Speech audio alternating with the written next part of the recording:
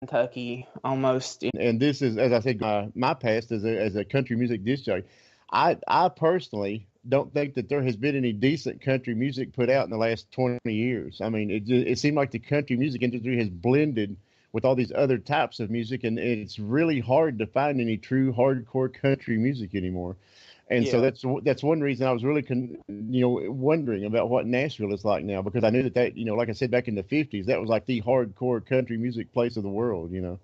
Yeah. And so I was just curious about that. So please go ahead.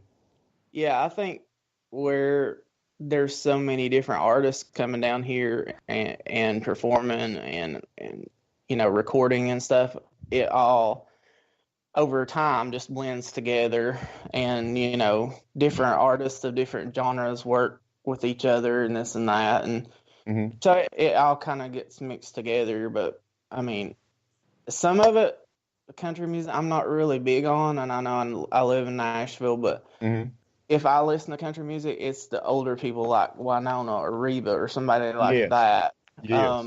It's not the new country. Yeah, I more or got you. less. Yeah. Okay. And I apologize for veering off from the paranormal. It's just that was something that I personally was interested in because, like I said, I was a country music disc jockey all those years, and it's something that was. And I don't listen to country music anymore. If I do, like you said, it's the older stuff. So so that's just kind of one of those weird little personal things that I threw in there. But I'm sorry, please. I said, well, that's okay because I can bring it full circle and bring it back to the paranormal because okay. I actually I did an experiment. I found out where Tammy Wynette and what is his name? Shoot, Loretta Lynn. I lost his name.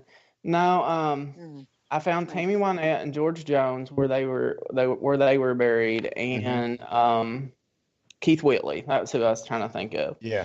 And we went out and we was like, okay, we're just gonna take a weekend, just go and see if we can get something where they're buried at. Well, Keith Whitley, we got a couple good EVPs off of him, especially when we played his song "Don't Close Your Eyes," and he's like. And the EVP actually said shoot or something a little bit worse than that, like, oh, man, don't make me talk, And I was asking where Lori Morgan's parents were buried because the way it looked on YouTube when I watched the video of where everybody is buried. Going back to myself.